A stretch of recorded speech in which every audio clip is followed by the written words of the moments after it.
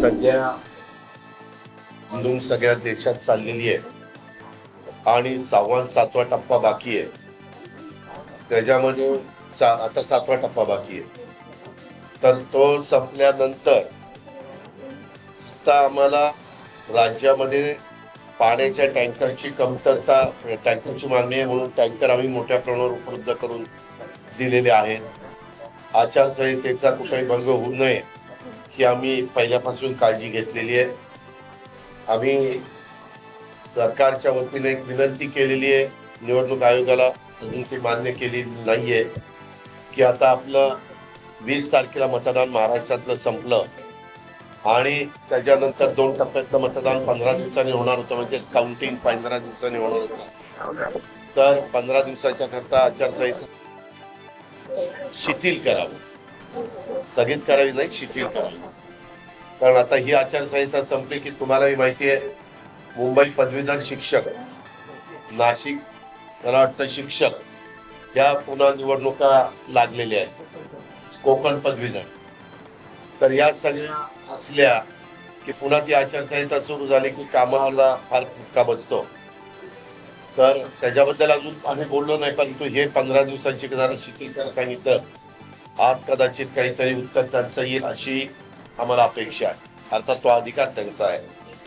दुसरी गोष्ट, आपल्या ह्याच्यामध्ये खरीपाच्या पेरण्या होण्याच्या पूर्वी पूर्व खरीप पेरणीच्या संदर्भातली आम्ही बैठक घेत असतो की महाराष्ट्रात प्रत्येक जिल्ह्यामध्ये खतं आहेत का, बी बियाणे आहेत का, औषध आहेत का, कुठल्या खताचं शॉर्टेज आहे, कुठल्या बियाण्याचं शॉर्टेज आहे, शेतकऱ्यांची मागणी कुठली आहे, त्याच्याबद्दल देखील आचारसंहिता असल्यामुळे आम्ही जिल्हाधिकाऱ्यांना त्यांच्या जिल्ह्यातला सगळा आढावा दरवर्षीच्या प्रथेप्रमाणे घ्यायला सांगितला आणि त्याची सगळी माहिती ही राज्य सरकारच्या मंत्रालयामध्ये मुंबईला आलेली आहे.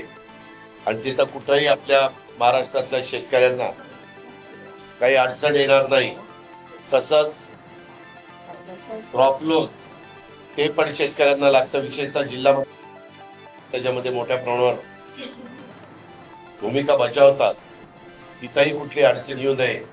भूविकास बँक हे जिल्हा बँका पण क्रॉप लोन देतात आणि राष्ट्रीयकृत बँका पण देतात.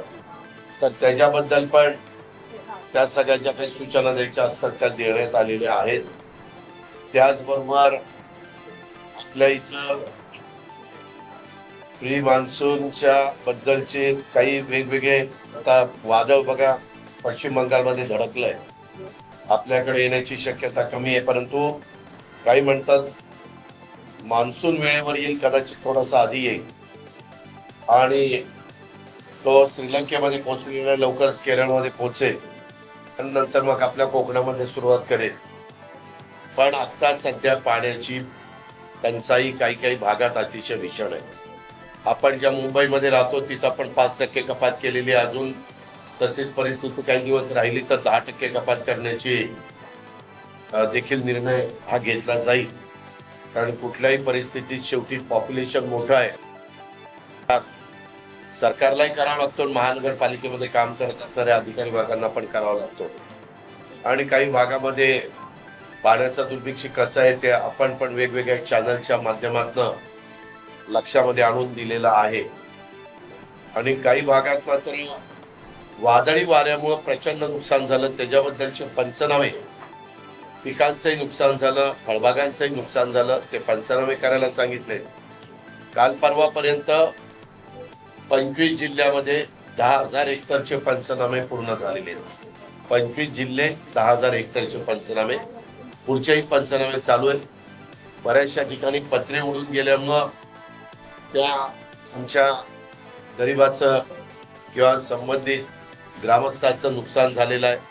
काही ठिकाणी विजा पडल्यात आणि विजा पडून देखील जीवितहानी झालेली आहे, कुठं जनावर मृत्युमुखी पडलेली आहेत. त्या सगळ्यांचे पंचनामे करायला सांगितलेले. कुठंही काही मधल्या काळामध्ये घटना घडल्या त्यावेळी NDRF आणि SDRFचे सगळे जवान बोलून, त्यांची टीम बोलून, त्याच्यातून जे कोणी बेपत्ता होतं त्यांना शोधण्याचं काम झालं. अर्थात त्याच्यातले बहुतेक मृतदेह हातामध्ये लागले पुढे वाचलं नाही. विशेषतः उजनीमध्ये जे ते एक जण जो पोहून आला तेवढाच वाचला, बाकीचे जण तिथं मृत्युमुखी पडले. त्यांना सरकारच्या वतीनं जे काही फुलाची पाकळी त्यांच्या परिवाराला द्यायला पाहिजे ती त्यांची गोष्ट स्वतः मुख्यमंत्र्यांनी केली आणि त्याच्याबद्दलचे पुढच्या काही गोष्टी, विशेषतः डोंबिवलीला जो स्फोट झाला त्याच्यामध्ये जखमींवर उपचार करण्याच्या करता सरकारने पुढाकार घेतला. बाकीच्याही मृतांच्या नातेवाईकांना मदत त्या ठिकाणी केली. किंवा पुण्यामध्ये देखील ज्या काही घटना घडल्या, जळगावला घटना घडल्या, नागपूरला घटना घडल्या, त्या सगळ्याच्याच बद्दल अतिशय कडक पद्धतीनं त्याच्या सगळ्या चौकशी करण्याच्या सूचना या राज्य सरकारच्या वतीनं देण्यात आल्या. स्वतः मुख्यमंत्र्यांनी दिल्या, उपमुख्यमंत्र्यांनी दिल्या आणि सरकारने त्याच्या पद्धतीनं सूचना दिल्या. त्या सगळ्या दिल्यानंतर पुण्यामध्ये 2 पोलीस अधिकाऱ्यांच्यावर पण कारवाई करण्यात आलेली आहे.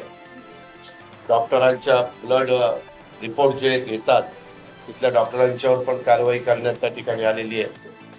आणि याच्यामध्ये ज्या श्रीमंत व्यक्तीच्या मुलांनी जे काही कृत्य केलं ते अतिशय बेजबाबदारपणाचं आणि पालकांनी दुर्लक्ष केल्यामुळे सगळं घडलं आणि निष्पाप 2 मुलांना, एका मुलाला आणि एका मुलीला स्वतःचा जीव गमवावा लागला, काही त्यांचा दोष नसताना.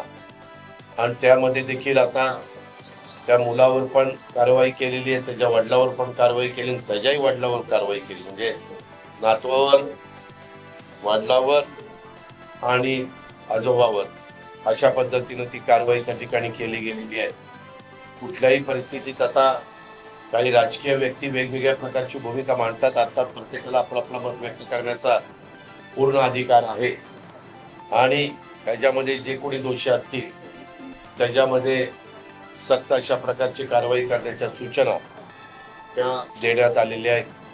पुण्याच्या बाबतीत जे आहे तेच जळगावच्या बाबतीत, तेच नागपूरच्या बाबतीमध्ये अशा प्रकारचं त्याच्यामधली कारवाई ही झालेली आहे. पण मला आपल्या सगळ्यांच्या निदर्शनास